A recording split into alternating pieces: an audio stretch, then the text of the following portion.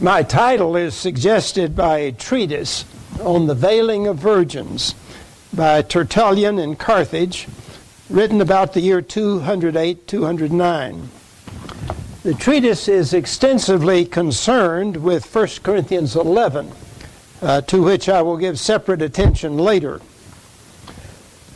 That treatise prompted an inquiry on my part as to the significance of veiling in the ancient Mediterranean world. Tertullian wanted all females veiled from the time of puberty. Some virgins, to the contrary, were attending the church gatherings unveiled, and some married women only made a token covering of the head. Both sides, it seems, assumed that married women would be veiled in public. It is not clear whether Tertullian, who was under the influence of the Montanist movement that claimed continuing revelations from the Holy Spirit on the basis of a revelation by the Spirit, is an innovator or is trying to restore a practice being neglected or abandoned. His description of varied hairstyles in his treatise on the apparel of women indicates not many women were in fact veiled. The treatise on the veiling of virgins begins by affirming the superiority of truth over custom. But even on the level of custom, he affirms virgins were veiled in Greece, in some barbarian provinces, in parts of Africa, and in the churches of apostolic foundation. Hence, he asks, which custom is more compatible with God's teaching? Tertullian structures his case for veiling virgins with arguments from Scripture, from nature or reason, and from church practice. Tertullian gives some indications of the arguments by those opposed to his contention for veiling virgins. His opponents regarded their practice of not veiling virgins to be a custom, which would indicate that they had precedent behind their practice. Tertullian replied that when the Spirit of truth came, changes for the better were unfolded. He admitted that formerly both customs, for virgins to be either covered or exposed, were allowed. Indeed, his earlier work on prayer, which covers much the same ground in its chapters 21 and 22 as on the veiling of virgins does, granted that virgins were not compelled to be veiled, but those who voluntarily did so should not be prohibited. Now, in this later treatise, he goes further in arguing that they should be veiled. The virgins who did not wear a veil professed themselves to be scandalized because others did so. But Tertullian replied that only a bad custom, not a good custom, can create an offense. The opponent's scriptural argument is that in 1 Corinthians 11, where Paul discusses the veil, he names women, not virgins, who are specified when they are intended in 1 Corinthians 7, verse 34, but not in chapter 11. And they say, for they who are not named are not commanded. Tertullian replied that Paul distinguishes virgins, women, and widows only where he had different instructions for the subgroup. When addressing all, he spoke of women. He further counters with those instances where Scripture uses woman not only for an adult or married woman, but also for an unmarried female. So virgin included the word woman. He refers to the use of woman for Eve in Genesis 2 and the Virgin Mary in Galatians 4, verse 4. The opponents affirm that an unveiled head indicated virginity, and indeed seem to have considered that it honored virgins, claiming that the exposure of their flesh, their facial flesh, did not signal shame, but revealed their exalted spiritual state. But Tertullian, following the ancient thought that a woman's head, and especially her hair, indicated her genitalia, considered the unveiling to be immodest. Tertullian's own arguments may now be given in a brief survey of the contents of the treatise. The Scriptural Argument in chapters 3 through 6 contends that woman in 1 Corinthians 11 includes virgins. His opponents were likely correct that women in 1 Corinthians 11 meant married women, and Tertullian claims too much in arguing that because women can include unmarried women, it does so in 1 Corinthians 11. The argument from reason and nature in chapters 7 and 8 actually is an exposition of 1 Corinthians 11, verses 3 through 16. He says the same reasons that the woman is to be veiled apply to a virgin. Her head is a man. It is a disgrace to be shaved or cropped. She is the glory of a man. She ought to have a sign of authority on her head. Veiling is on account of the angels. The angels, the sons of God of Genesis 6, desired virgins. And according to nature, hair is an honor to a woman and serves as a covering. Every man included boys in 1 Corinthians 11:4, and they are to be unveiled. So every woman, including virgins in 11:5, is to be veiled. To this day, Tertullian claims Corinthians veil their virgins. Tertullian turns next to an argument from ecclesiastical discipline, church teaching. Once more, he begins with Scripture. The woman is not allowed to speak in church, 1 Corinthians 14, verse 34. Neither is it permitted to a virgin. Why will this be permitted to her, which is not permitted to every female? Tertullian's argument indicates that the married woman and the widow were normally veiled. As far as the veil is concerned, Tertullian wants to limit virginity to the years before puberty. He makes the paradoxical claim that a virgin child ceases to be a virgin from the time when she is able not to be one, that is, by experiencing bodily change.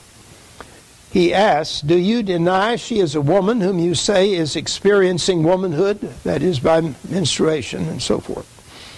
Although Tertullian is arguing ad hominem against his opponents, the premise of his argument reflects the association of the veil with a married woman.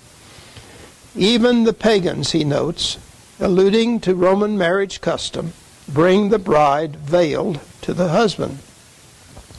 The virgins in the Carthaginian church show their womanhood in all their dress, except for the lack of a veil. They were veiled when they went outside in the presence of pagans. They should do the same in church. Or else let them be seen in the streets as virgins as well, just as they dare to be seen in the church. Apparently, the opponents treated church as a family gathering and not a public occasion. For Tertullian's opponents, the uncovered head was a mark of virginity. But for Tertullian, their exposure of the head often led to a pregnancy that could not be concealed. In the closing chapter, Tertullian addresses married women who only partially cover the head. He says the veil needs to be as long as the hair is when it is let down. The pagan females of Arabia who cover the total face, and so that practice in Arabia preceded by many centuries the rise of Islam. It's much older than Islam. He says those pagan females will judge you. He has scorn for women who during the Psalms or at any mention of God continue uncovered. But when they are about to spend time in prayer, place a small piece of cloth over the top of their head and consider themselves covered. A practice that obtained for a long time among those who observed a head covering for women in church. Although Tertullian, as a trained rhetorician, polemically had the better of the argument, I judge that his opponents were likely correct in their basic position. Indeed, Tertullian apparently failed to persuade even the church in Carthage. When Cyprian, the bishop of Carthage in the mid-3rd century, wrote a treatise on the dress of virgins, he makes no mention of a veil. Based on the arguments back and forth in Tertullian's treatise on the veiling of virgins, I concluded that the veil signified a married woman, and Tertullian was trying to extend the practice to include all females beginning at puberty, at least in church. I made the pun, an unveiled woman was available for marriage. The veiled woman was unavailable. I then set out to test this conclusion by examining other references in the cultures surrounding the New Testament. The result was that my initial conclusion was too hasty, and that the evidence was not consistent. Indeed, it seems that according to Tertullian himself, in public, even virgins as well as married women were normally veiled. I begin with the Greek sources relevant to veiling, from classical times through Hellenistic Roman times. The plays of Aristophanes show the normal custom was that women were veiled and men were not. He refers to a veil enfolding the head of a woman. As a punishment for a woman, it was ordered, crop her hair, brand her with the marks of shame. A late testimony from Aulus Gellius reports an incident from earlier times. He preserves a story about Euclides, disguised as a woman with veiled head, walking from Megara to Athens to hear Socrates. An association of the veil with marriage is indicated by a line from Aeschylus. No more shall my prophecy peer forth from behind a veil like a new wedded bride. A statement incidentally implying that the veil covered the face. Lucian in the 2nd century AD is confirmatory of the association with marriage. Among the women, the bride altogether properly veiled, surrounded by the women. Plutarch provides testimony about the Spartan custom that unmarried girls were unveiled and married women veiled. Although Plutarch himself wrote at the turn of the 1st to the 2nd century, much of his work has antiquarian interest. One cannot generalize from customs in Sparta to the rest of Greece, but the humorous twist in the following story is based on early Spartan practice. Plutarch cites the explanation by an early king of Sparta for the city's custom. When someone inquired why they took their girls into public places unveiled, but their married women veiled, he said, because the girls have to find husbands, and the married women have to keep to those who have them. The statement appears to be an explanation after the fact, and may have been preserved as a clever saying rather than a serious explanation of the origin of the custom. But there may be enough truth in the remark to provide insight on the significance of the veil as indicating a married woman, according to my original conjecture. But on the contrary, a modern classicist affirms that the veil was not only a sign of marriage, but of sexual maturity, since it was worn by young women of marriageable age as well as by married women when they had to go out in public, and particularly in the presence of men. And the example that this classicist cites are Nausicaa and her attendants in Homer. When she and her maids had taken their pleasure in eating, they all threw off their veils for a game of ball, and she is described as a virgin unwedded. Hesiod's account of the first woman forged from the earth by Hephaestus and given clothing by Athena, including a highly wrought veil for her head. Medea in Apollonius Rhodius, a maiden who bound up her golden hair and on her beautiful head cast a silver white veil. An epigram includes a veil as part of a woman's prenuptial wardrobe. Greek vase paintings depicting weddings often include the gesture of the new husband unveiling the bride. customs in mourning for the deceased reversed the usual appearance. Euripides has a woman, Antigone, say, "Hurling my mantilla from my tresses, a mournful escorter of the dead." The visual arts of sculpture and painting from classical times show women in public as heavily veiled with the face covered. As one moves to Hellenistic times, the evidence of sculpture becomes mixed.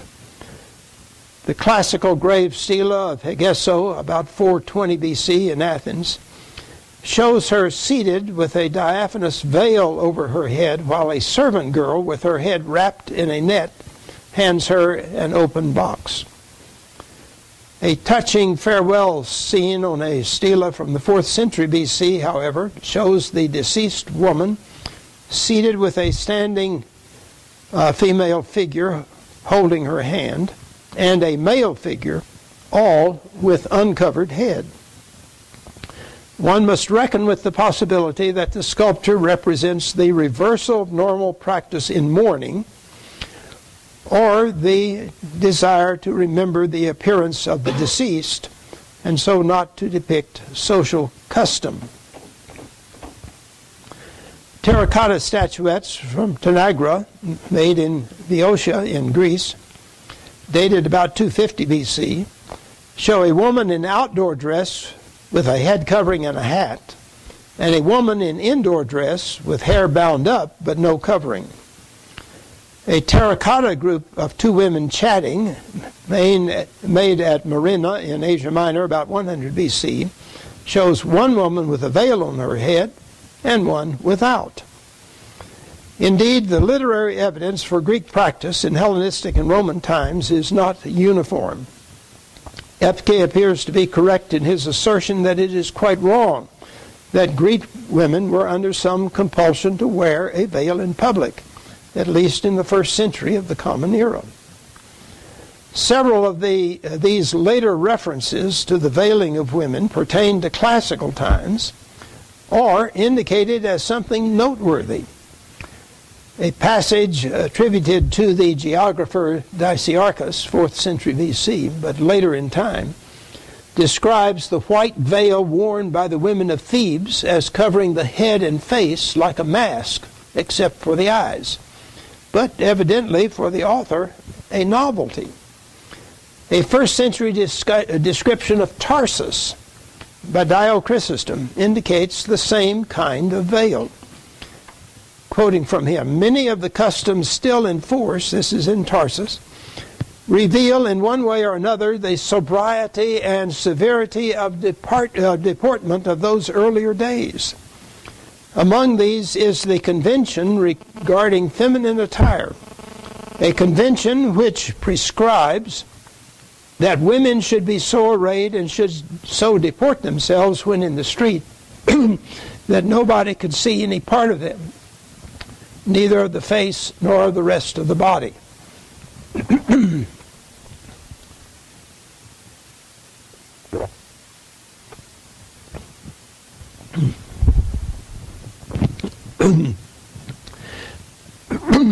Dio declares this was the continuation of an older custom that he considers it notable, indicates that it was not or was no longer a general custom. Plutarch's report of the practice of the women of Chalcedon, when they met strange men, to veil one cheek, and his explanation of its origin likewise indicates this was a novelty. His account includes the information that women without husbands at Chalcedon were veiled, but drew aside one part of the veil in conducting business with judges or officials. And, quote, "the married women, for very shame, followed their example of veiling half the face." Pausanias, in the 2nd century AD, describes the mother of Theseus with head shaved in mourning, and the hair of Polyxena as braided after the custom of virgins, implying both married and unmarried women as unveiled. An inscription dated 92 or 91 BC, containing the rule of the mysteries at Andania, prescribes that at initiation, the sacred men are to wear wreaths, the sacred women a white felt cap.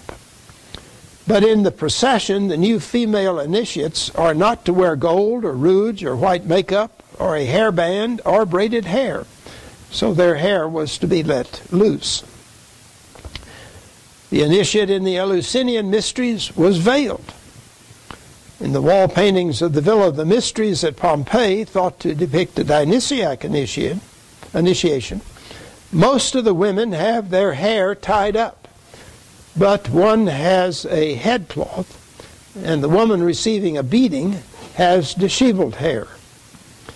The practices of a woman's head veiled and the man's head shaved are combined in Apuleius' account of a procession in honor of the Egyptian goddess Isis.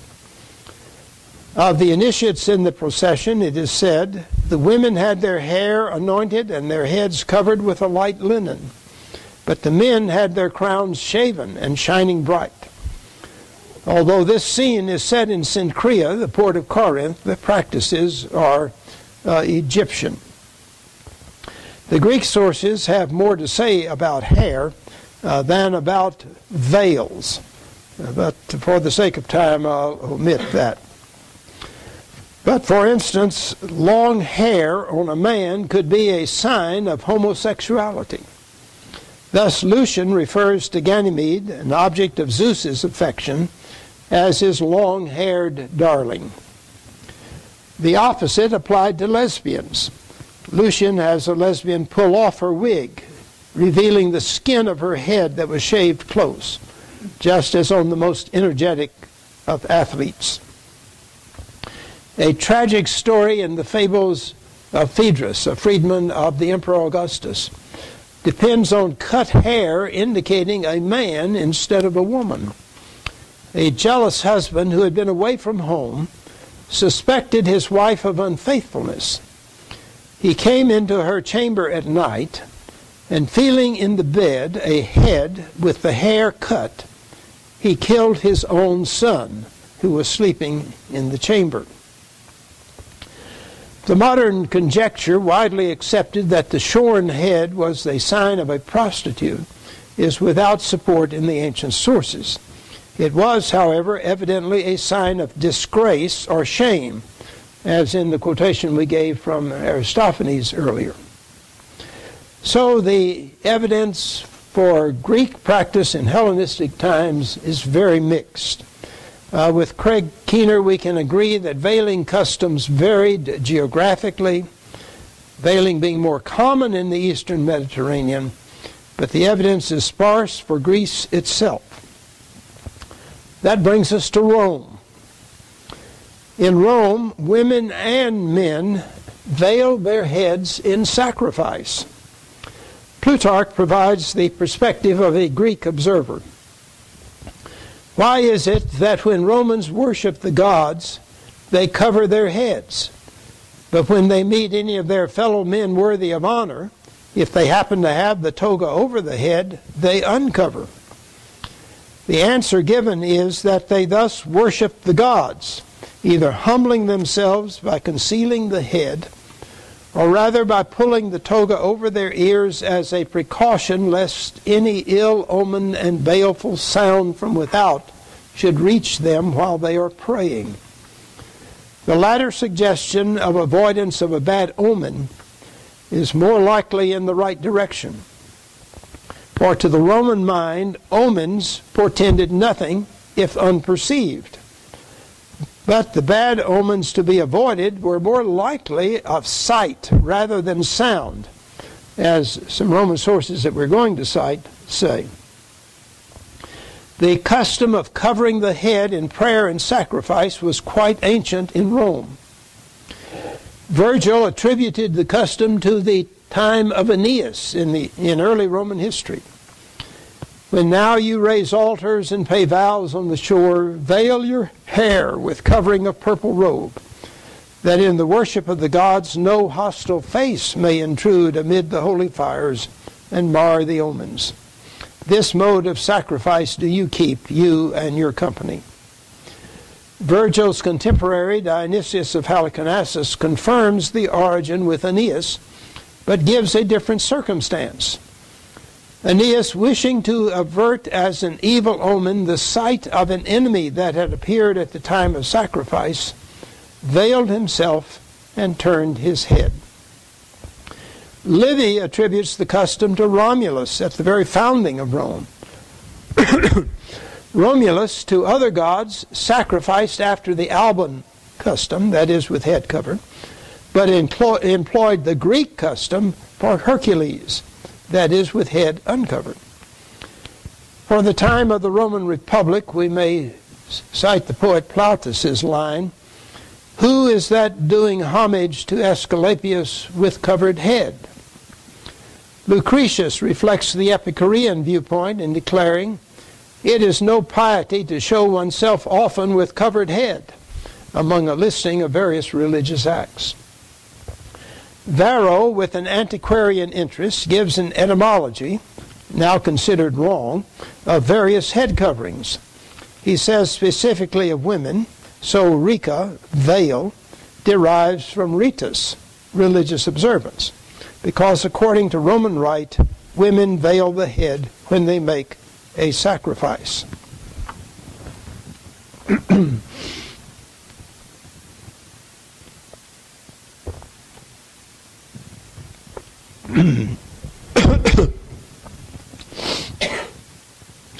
The practice of everyone worshiping, doing so with veiled head, is well attested in sources near the beginning of the Christian era. Cicero says, "You with veiled head consecrated the property." Livy reports, when covering his head, he offers up the victim. Valerius Flaccus, in the 1st century of the Common Era, refers to a character, Mopsus, who, veiling his head, pours wine and calls upon the ghost.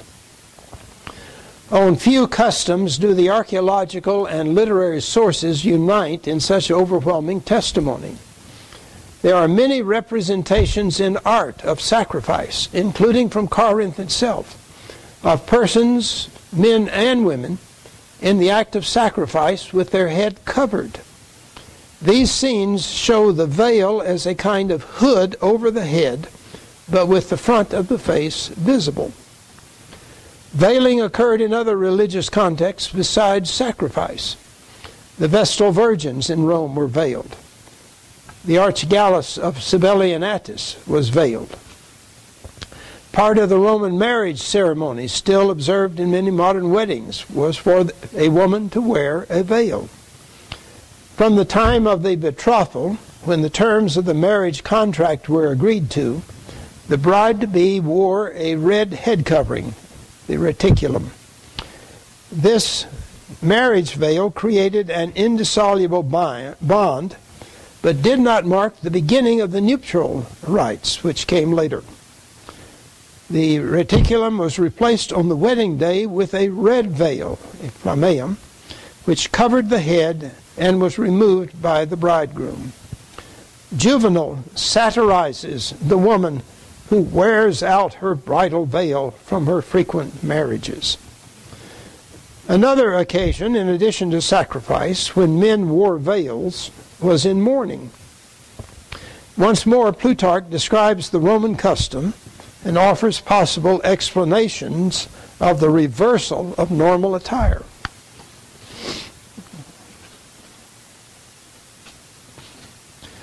Why do sons cover their heads when they escort their parents to the grave, while daughters go with uncovered heads and hair unbound? Or is it that the unusual is proper in mourning, and it is more usual for women to go forth in public with heads covered, and men with their heads uncovered? So in Greece, whenever any misfortune comes, the women cut off their hair and men let it grow. For it is usual for men to have their hair cut and women to let it grow. There are other testimonies about hair and the veil in mourning, but not always agreeing with Plutarch with regard to women.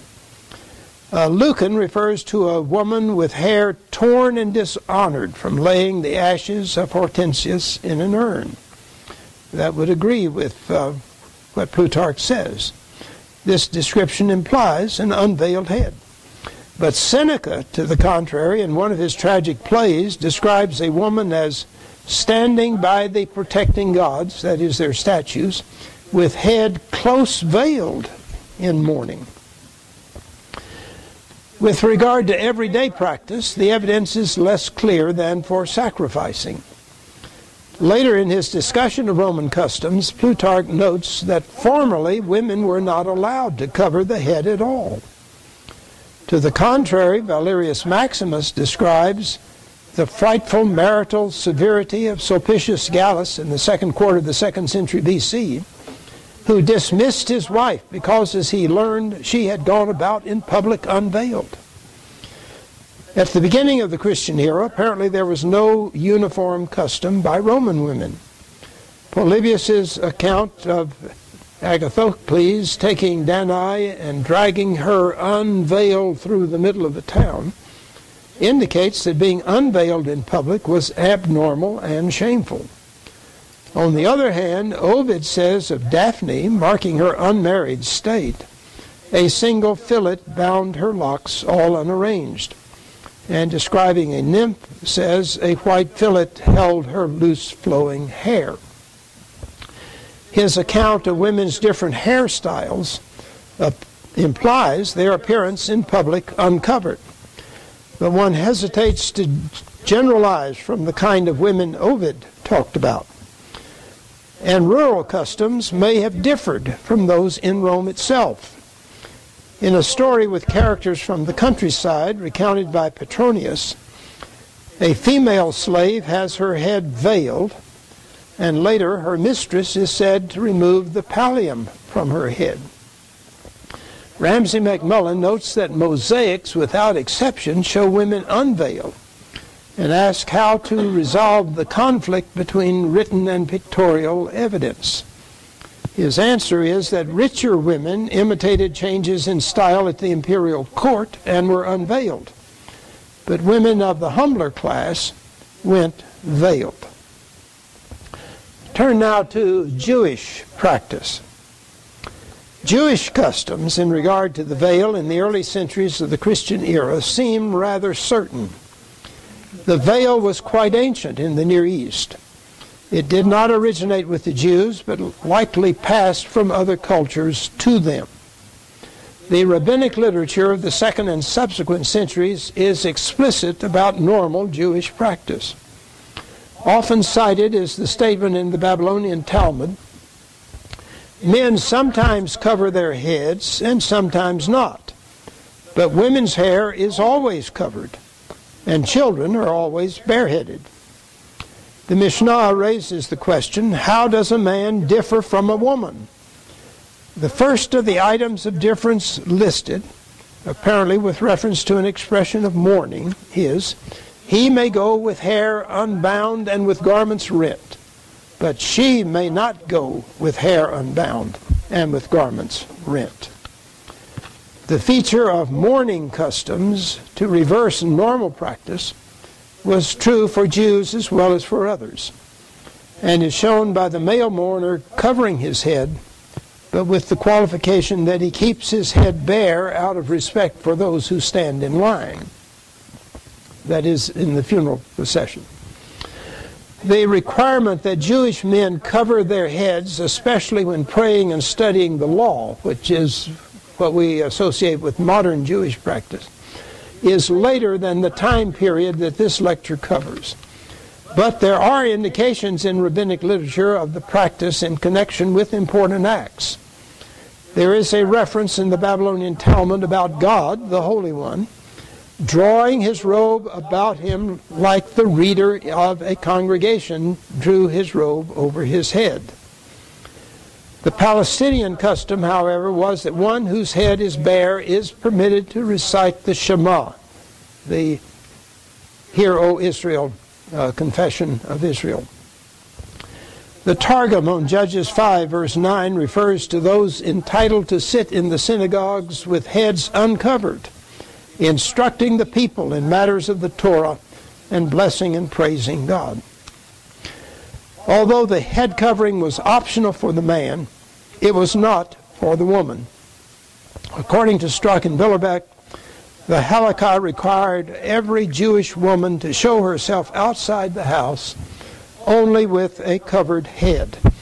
And this practice continues today among Hasidic Jews in regard to married women. A theological reason was advanced in the Midrash to Genesis. Among questions about various differences between men and women, the question was asked, why does a man go out bareheaded while a woman goes out with her head covered? The answer, she is like one who has done wrong and is ashamed of people. Therefore, she goes out with her head covered. It was noted that women's hair could be a sexual incitement. Among the reasons for which a man must divorce his wife were the following: being intimate with her servants, going out into the marketplace with head uncovered, wearing garments slit on either side, and bathing in a spot where men bathe. A fine, indeed, was imposed on a man who uncovered a woman's head in the marketplace. There was discussion whether the requirement of the head covering for the woman was a matter of the Mosaic law or a matter of Jewish custom. The Mishnah lists the reasons for which a man may divorce his wife without having to return her dowry. They are classified as transgressions of the law of Moses or transgressions of Jewish custom. Going out in public with uncovered head is placed in the category of transgressions of Jewish practice. The Babylonian Talmud, however, records the contention of the school of Rabbi Ishmael, around 120 to 140, that the requirement of a head covering had Mosaic backing. This discussion obviously applied to a married woman, since the concern was with the return of the dowry at a divorce. The biblical passage that formed the basis of Rabbi Ishmael's contention was Numbers 5, verse 18, which in describing the examination of a woman accused of adultery instructs the priest to unloose the woman's hair. Comments on this passage provided the principal occasion in Jewish literature to comment on the veiling of women. The Midrash on Numbers 5:18 explains that the text teaches that the daughters of Israel cover their hair. I quote, "Because it is usual for the daughters of Israel to have their heads covered. Consequently, when the priest uncovers the hair of her head, he says to her, 'You have departed from the way of the daughters of Israel, whose habit it is to have their head covered, and you have walked in the ways of the idolatrous women who walk about with heads uncovered.'" The comments of Josephus and Philo in Numbers 5, verse 18 confirm the practice of veiling Jewish wives in the first century. Josephus's comment is largely historical, yet notable for rendering the biblical text "unbind the hair" as removing the veil from her head. But Philo's comment is more informative. The priest removes her kerchief in order that she may be judged with her head bare and stripped of the symbol of modesty regularly worn by women who are wholly innocent. So-called apocryphal and pseudepigraphal literature attests the Jewish practice yet earlier. Susanna, a beautiful and wealthy married woman, in the editions to Greek Daniel, appeared closely veiled for her trial. But the elders ordered her unveiled so that they could feast their eyes on her beauty. Even though it was in her house, the trial was in the presence of men. 3 Maccabees 4, verse 6 gives the implication that the veil was taken in connection with marriage. The text describes different groups of persons carried off by pagans. And the young women who had but lately entered the marriage chamber for the society of wedded life, with lamentations instead of joy and with their perfumed locks covered with dust, were carried away unveiled, and with one accord sang a dirge in place of the wedding hymn, scarred by the cruel treatment of the heathen. One should be cautious about generalizing from these passages, for they may represent localized communities in a Hellenistic environment. But the practice of veiling women conforms to what was enshrined in later rabbinic regulations in a self-consciously Jewish setting. Several of these rabbinic texts deal specifically with wives.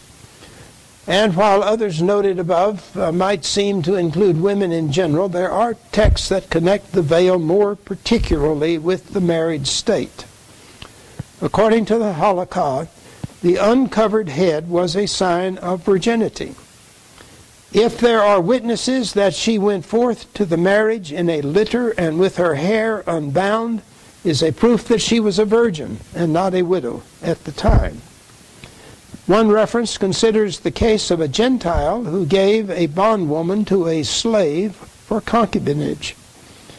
When is she free again to others? Rabbi Huna said, from the time that she goes bareheaded in the streets. In this case, she is not a virgin, but is eligible for marriage, and so unveiled. The uncovered head of a maiden was normally a sign of her virginity, but she veiled her head from the time of her betrothal. And I quote another text. Just as a bride keeps herself secluded the whole time she is in her father's house, none knowing her, but only revealing her face when she is about to enter the bridal chamber, as if she were thus proclaiming, anyone who can testify anything against me, let him come and do so. The women in the wall paintings of the 3rd century synagogue at Dura Europos show them with a head covering, but with the face visible, according to the Roman custom. To conclude the survey of Jewish evidence, I return to Tertullian, who, according to other evidence, was correct in his assertion. Among the Jews, so usual is it for their women to have the head covered, that they may thereby be recognized.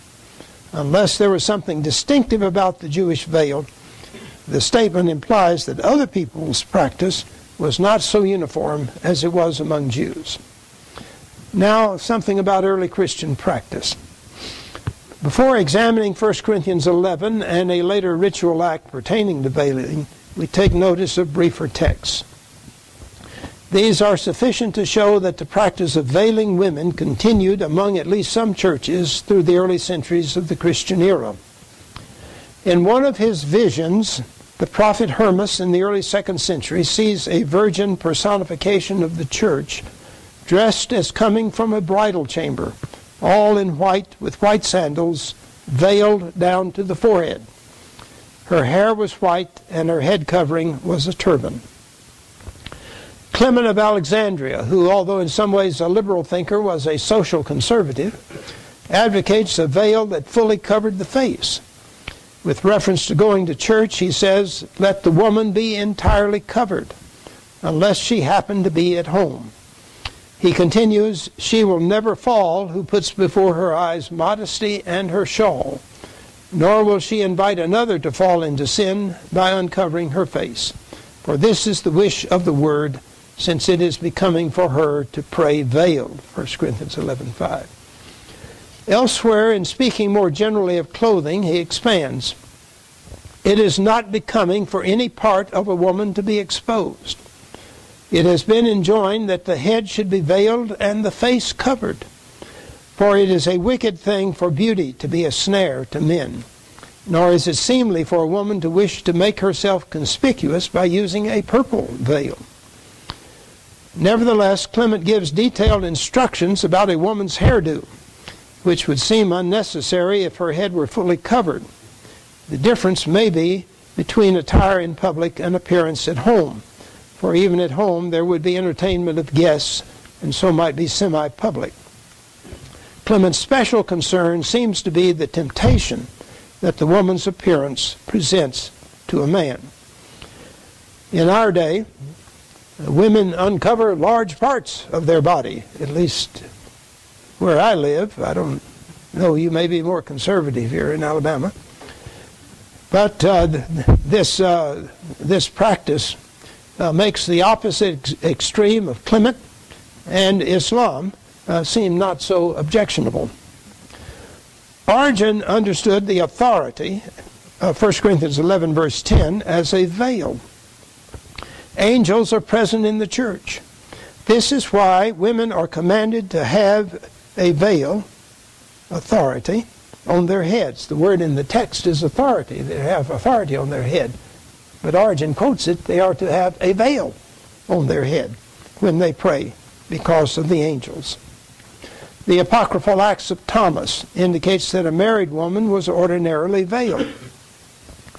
A newly married woman who has been convinced to renounce sexual intercourse, in explaining to her parents her removing her veil, says, "I am no longer ashamed or abashed, because the work of shame and bashfulness, sexual intercourse, has been removed far from me." And later in this work, in describing various punishments and torment, the text says, "Those who are hung by the hair, or the shameless, who have no modesty at all and go about in the world bareheaded." Well, I'm going to omit some other texts to the same effect. The indications of these literary texts have the support of early Christian art. The large number of female orantes, that is, praying figures, depicted in catacomb painting and carved on sarcophagi, generally have the Roman head covering that leaves the face visible. But there are a few unveiled examples. The fact that these female figures are in the posture of prayer, or veiled, argues that this was the Christian custom, at least in church. But the fact that most of the visual evidence comes from Rome or Roman-influenced regions and occurs in a funerary context suggests caution in generalizing for other regions and other contexts. We may give somewhat fuller attention to John Chrysostom's homilies on 1 Corinthians as reflecting church practice in Antioch at the end of the 4th century. On 1 Corinthians 11:2, he says that for women to be unveiled with hair loose and men to wear long hair were pagan customs. On 11:4, he states that Paul requires the woman to be covered at all times, not only at prayer. Man was forbidden to be covered only at prayer, but long hair was discouraged at all times. Chrysostom continues on verse 6, as if he had said, if you cast away the covering appointed by the law of God, the veil, cast away likewise that appointed by nature, hair. To try to have man's dignity, the woman acquires not the man's dignity, but loses even the woman's decency, which she had. Let her be covered is different from long hair. God ordained both. On 11:7, he insists the symbols of subjection were required of woman. The point is repeated in 11:10. Being covered is a mark of subjection and authority. His comments back on 11:3 show the proper sense of this subjection, not of a master and slave, for man and woman are of the same nature, as are Christ and God. On verses 14 and 15, he reasons from nature as a universally observed custom. The application that Chrysostom makes in the sermon has to do with husband-wife relations. There's no indication that the customs in Chrysostom's church were any different from what was laid down by Paul.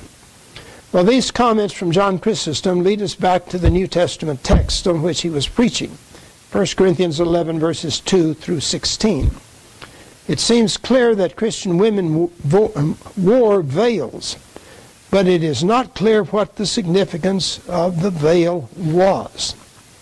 The passage probably has married women, wives, and not females in general in mind. If we are to reconstruct the social context of 1 Corinthians 11, we probably should imagine the church or a group of Christians gathered in the house or houses of a wealthy member or sympathizer. The women of the house were accustomed to speaking freely and unveiled in their own home. Because of the special character of the situation when you assemble as a church, when the whole church assembles, Paul directs attire and conduct fitting for a public gathering. And here we may compare Susanna that we mentioned earlier. Paul grounds the distinction of male and female in the doctrine of creation. But his arguments for woman's head covering and against man's head covering as an expression of their difference are all cultural. Notice his phrases: disgrace or shame and honor, what is a sign of authority, what is fitting, what is regarded as natural, nature used here in the sense of custom, and the custom of the churches. Was Paul demanding observance of a Greek custom or introducing a new Jewish custom? The evidence we have surveyed indicates that the Jewish custom for a woman to appear in public covered was certain. Greek fashion varied. The situation for men is not so clear. In spite of the contention that some of the men were following the Roman custom of men being veiled in worship, but the fact that Roman practice and sacrifice applied to women as well as men complicates that explanation. It looks as if Paul is pressing for a uniform Christian practice. Some modern interpreters understand the head covering to refer to the manner of wearing the hair and not to a veil, appealing to verse 15 for the hair as the head covering. But this is contradicted by the usual usage of the verb katakaluto in verse 6 for a veil, and by the uniform early Christian understanding of the practice. There may be some independent confirmation for the cultural connotation of veiling the head as indicating submission to authority in the custom of veiling the hands in approaching a superior, a practice widely observed in the ancient Near East and continued in Christian art. However, this significance is not explicitly stated in 1 Corinthians 11. In a later development in the history of Christianity, veiling had an important place in the liturgy of a woman's consecration to a religious life. And the background of this ceremony was the Roman marriage ritual, when one was consecrated to a life of virginity. Part of the liturgy by which she was recognized as a virgin in the church was giving her a veil, because she was now considered betrothed to Christ. And as the woman took a veil at marriage, so now the one who was consecrated to Christ as a virgin also took a veil. Well, now some conclusions. What have we learned from this survey as to my initial inquiry of the significance of the veil? Various explanations for the veil appear in the sources. Jewish sources confirm my initial hypothesis by treating the veil as a sign of a married woman. Various interpretations go beyond this in the understanding of the significance of the veil for women. Some treat the veil as a mark of modesty, as Philo, Tertullian, and other Christian sources. And some male writers viewed the veil as hindering lustful looks from men, Clement of Alexandria and some rabbinic statements. For some Jewish thought, the veil was worn as a mark of shame for sin. For the Romans, the veil was associated with worship, especially sacrifice. In some cases, the veil was noted as indicative of belonging to someone. The veil was also interpreted as a sign of humility, as in one of the suggestions by Plutarch. In a related way, John Chrysostom carries the thought further. He is normally a reliable guide in cultural matters, but he seems to be reading his own later perspective back into 1 Corinthians in interpreting the veil as a sign of subjection to authority. Whether the veil distinguished married women from unmarried or pertained to all females of marriageable age remains unresolved. Jewish custom appears to have been more important for early Christian practice in regard to women than Greek or Roman customs.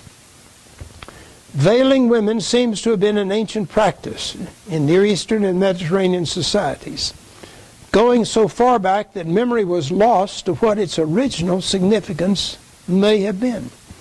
Different individuals speculated on what that significance was.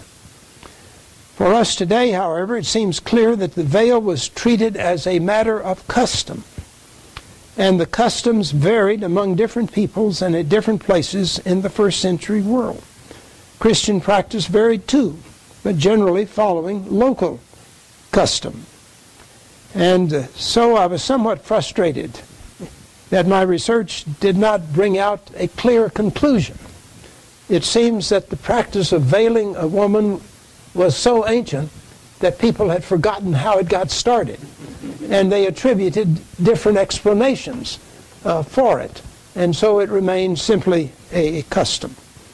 To the congregation at Corinth, composed of Jews, Greeks, and Romans, Paul walked a tightrope in expressing cultural sensitivity while maintaining the fundamental doctrinal point of the created distinction of male and female. And I think it is noteworthy in looking at his argumentation that he uses theological reasons to affirm the difference of male and female, but how that is expressed in regard to veiling, all of his reasons, all of his arguments are cultural in nature. But perhaps we can try to imitate him in being culturally sensitive while maintaining the fundamental doctrinal points of biblical revelation.